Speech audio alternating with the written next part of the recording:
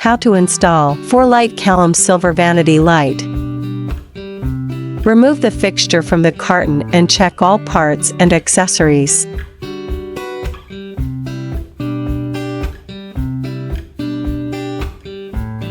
Unscrew studs from back plate, then remove the mounting plate.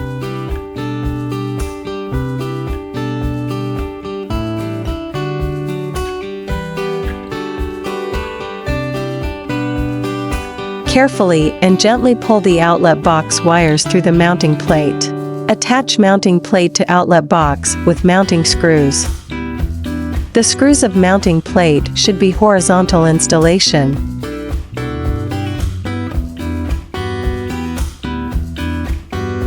Twist plastic wire connector until wires are tightly joined. Wrap each connector with approved electrical tape. Tuck all wires into the outlet box. Align the holes in the back plate with the holes in the mounting plate. Attach the back plate using screws.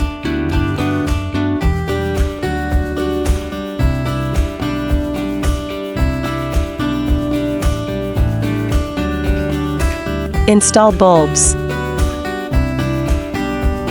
Carefully position glass on socket caps.